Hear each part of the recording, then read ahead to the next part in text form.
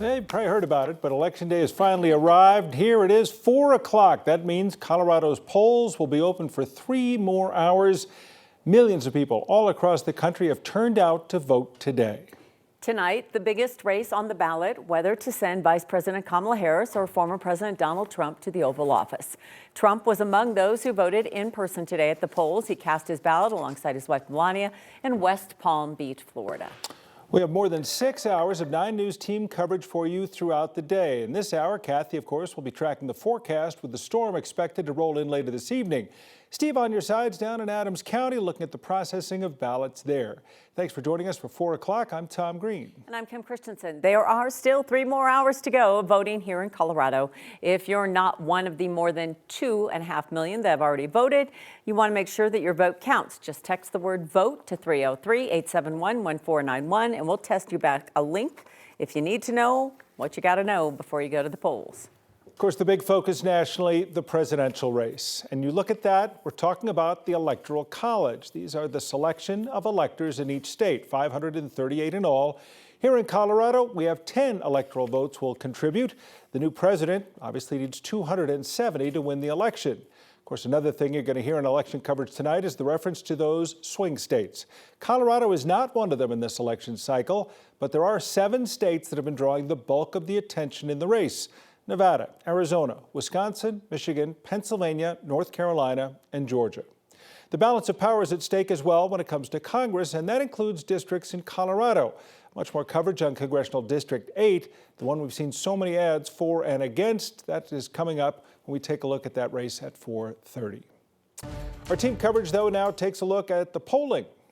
Still plenty of time for anyone to get out there and vote if you haven't. Some people like to procrastinate. Don't forget, you can also register up until 7 o'clock. And if you're in line, you must be allowed to vote. Tonight, Steve on your side is heading to the polls with you. And Steve, you join us now from Adams County. It's looking like it's getting cold out there, but things going along pretty well. It is, you know. Yeah, it is, Kim. You know, we almost kind of felt that front move through, and I put the jacket on, although I got to admit, I am here with some student poll workers from Adams County high schools who, you notice, they don't need the jackets. They're more hardy than that, but we'll talk to you guys in just a minute. So we'll just set the scene here. We are in front of the Adams County Clerk's office where people are still pulling up and voting. It's been a pretty steady stream in the last hour that we've been here and kind of been watching folks make their way through that little drive-through to drop their ballot inside the box. I'm here with Diogo and Ashlyn. They're both high school students who are working inside the election center here. We're going to show you some video that we shot of the ballots being processed while we talk to these guys. But Diogo, let's start with you. What made you want to get involved in something like this? Yeah, over the summer, just seeing on the news, like all this crazy talk about the election. I'm not old enough to vote, but I figured that the least I could do is try to contribute in any way that I could, so I decided to become a poll worker here. Yeah. What surprised you about the process? There are a lot of moving parts that I didn't expect. So, you know, in there we're just kind of formatting all the mail-in ballots. We were also doing ballot security, so picking up ballots from all these polling stations across the county, and like that process alone takes 2 hours, and there's only so much time on election day. Diogo's talking about political science or aerospace, right? Aerospace engineering. All right, so he's got a bright future. Ashlyn, you have a bright future too. You're talking about potentially working in government. Yes. So what about this process surprised you? Well, I was surprised on how everything worked together and how many rules needed to be in place just so none of the ballots are posted on stream or anything. Yeah. It's quite a seamless process going on inside, but there are so many steps to kind of make sure that this is fair, that everybody knows how this works. It's a transparent process. You're talking about, you want to be a lawyer, right? Did this? No, I actually wanted to be a lawyer before going into here. So when I heard that there was an internship going on at the Clerk and Recorders, I immediately stepped right in to see how it works and how the government might play into law. So nothing too surprising for both of you, but you guys did see a lot of parts of the process that you weren't expecting. Yeah. Especially with the Agilus, these big machines, like they control like everything. They're kind of like the brain of the whole operation. I thought a lot of it was going to be like manual counting, and I was wrong. Yeah, there was a lot of that stuff going on. Absolutely. Diego, Ashlyn, appreciate both of you. We'll let you go inside, although you guys are both perfectly fine out here in the cold. I'm the wuss, Tom and Kim, who had to go out to the car and get the jacket because it was like this. The weather is changing very quickly as we go. I'm live in Adams County. Steve Staker, 9 News. Those kids, You're they're hardy. Your standing with us is not breaking news.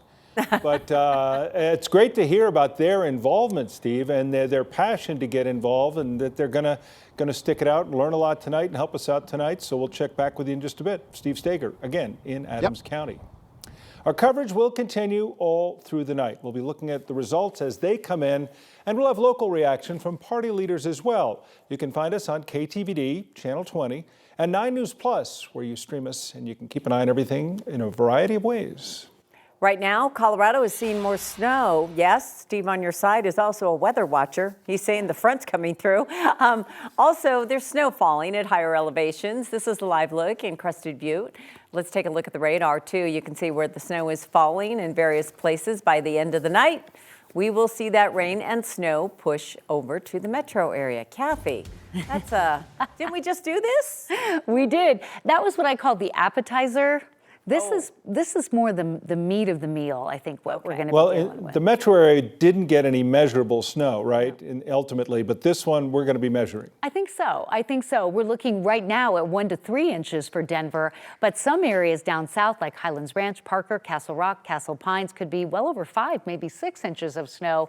And hopefully DIA will get in on the action and we can finally claim our season's first snowfall. But I think Steve's going to need a bigger jacket, probably sooner rather than later, and he'll definitely need a hat coming up. We've got clouds increasing after a day with sunshine and 50s. Still dry as the evening drive gets underway. We're dry, but the wind is picking up. Scatter rain showers expected as the storm system begins to move in. Center of circulation is here. The associated front with it is here. It is going to swing this way into Colorado, pulling in some colder air, which we're starting to see.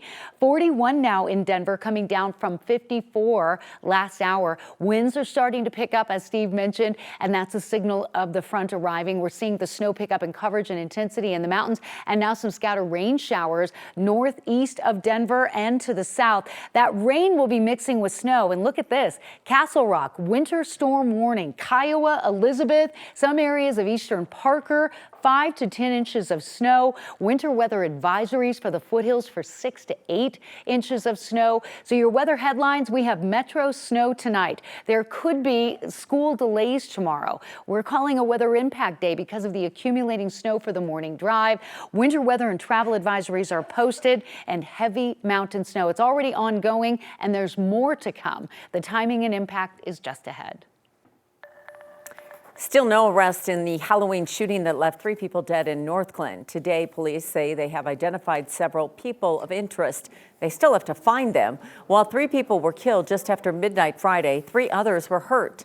Police say they are expected to survive. Police say a fight between several people at a Halloween party led up to that shooting at a home near Belford Drive and Bruce Lane. If you have any information, call Northglenn Police.